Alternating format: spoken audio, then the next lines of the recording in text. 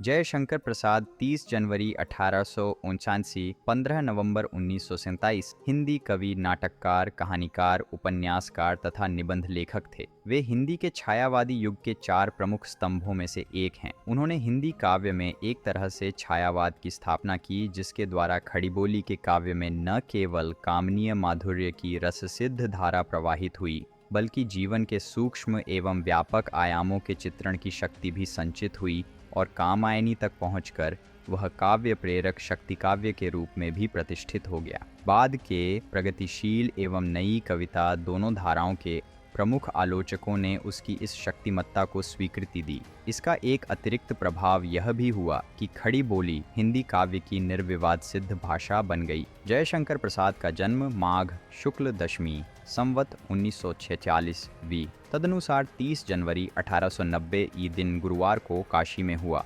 इनके पितामह बाबू शिवरतन साहू दान देने में प्रसिद्ध थे और इनके पिता बाबू देवी प्रसाद जी भी दान देने के साथ साथ कलाकारों का आदर करने के लिए विख्यात थे। इनका काशी में बड़ा सम्मान था और काशी की जनता काशी नरेश के बाद हर हर महादेव से बाबू देवी प्रसाद का ही स्वागत करती थी। प्रसाद जी की प्रारंभिक शिक्षा काशी में क्वींस कॉलेज में हुई थी, परंतु यह शिक्षा अल्पकालिक थी। छठे दर्जे में वहाँ शिक्षा आरंभ हुई थी और 7वें दर्जे तक ही वे वहाँ पढ़ पाए। उनकी शिक्षा का व्यापक प्रबंध घर पर ही किया गया, जहाँ हिंदी और संस्कृत का अध्ययन इन्होंने किया। प्रसाद जी के प्रारंभिक शिक्षक श्री मोहिनीलाल गुप्त थे। वे कवि थे और उनका उपनाम रसमय सिद्ध था।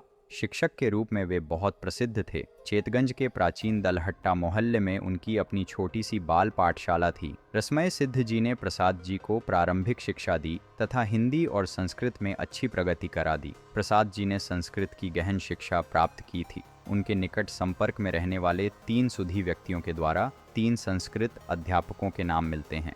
राजेंद्र नारायण शर्मा के अनुसार चेतगंज के तेलियाने की पतली गली में इटावा के एक उद्भट विद्वान रहते थे। संस्कृत साहित्य के उस दुर्धर्ष मनीषी का नाम था गोपाल बाबा। प्रसाद जी को संस्कृत साहित्य पढ़ाने के लिए उन्हें ही चुना गया। विनोद शंकर व्यास के अनुसार श्री दीनबंधु ब्रह्मचारी उन्हें संस्कृत और उपनिषद पढ़ाते थे। राय कृष्णदास के अनुसार रसमय सिद्ध से शिक्षा पाने के बाद प्रसाद जी ने एक विद्वान हरिहर महाराज से और संस्कृत पढ़ी। वे लहुराबीर मोहल्ले के आसपास रहते थे। प्रसाद जी का संस्कृत प्रेम बढ़ता गया। उन्होंने स्वयमेव उसका बहुत अच्छा अभ्यास कर लिया था। बाद में वे स्वाध्याय से ही वैदिक संस्कृत में भी निष्णात हो गए थे। बनारस हिंदू विश्वविद्यालय के संस्कृत अध्यापक महामहोपाध्याय पम देवी प्रसाद शुक्ल कवि चक्रवर्ती को प्रसाद जी का काव्य गुरु माना जाता है। घर के वातावरण के कारण साहित्य और कला के प्रति उनमें प्रारंभ से ही रुचि थी और कहा जाता है कि 9 वर्ष की उम्र में ही उन्होंने कलाधर के नाम से ब्रजभाषा में एक सवैया लिखकर रसमय सिद्ध को दिखाया था।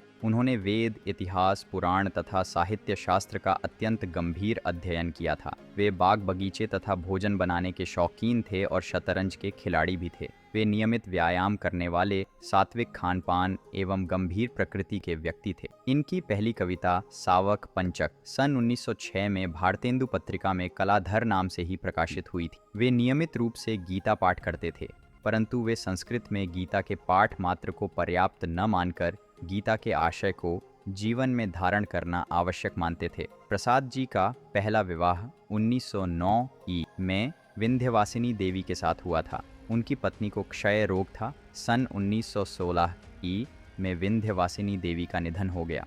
उसी समय से उनके घर में क्षय रोग के कीटाणु प्रवेश कर गए थे। सन 1917 ईर में सरस्वती देवी के साथ उनका दूसरा विवाह हुआ।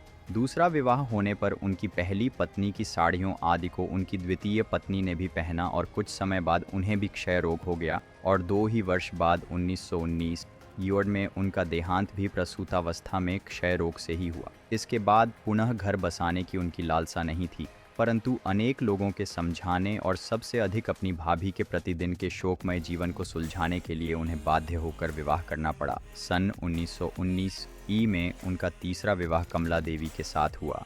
उनका एकमात्र पुत्र रत्न शंकर प्रसाद तीसरी पत्नी की ही संतान थे, जिनका जन्म सन 1922 ई में हुआ था। स्वयं प्रसाद जी भी जीवन के अंत में क्षय रोग से ग्रस्त हो गए थे और एलोपैथिक के अतिरिक्त लंबे समय तक होम्योपैथिक तथा कुछ समय आयुर्वेदिक चिकित्सा का सहारा लेने के बावजूद इस रोग से मुक्त न हो सके और अंततः इसी रोग से 14 नवंबर 1937 दिन सोमवार प्रातःकाल उम्र 47 उनका देहांत काशी में हुआ। सुप्रसिद्ध युवा कवि गोलेंद्र पटेल ने अपनी कविता कठौती और करघा में काशी के संदर्भ में कहा है कि रैदास की कठौती और कबीर के करघे के बीच तुलसी का दुख एक सेतु की तरह है, जिस पर से गुजरने पर हमें प्रसाद, प्रेमचंद व धूमिल आदि के दर्शन होते हैं। यह काशी बेगमपुरा, अमर देसवा और राम राज्य की नाभि है। कवितांश। कठौती और करघा से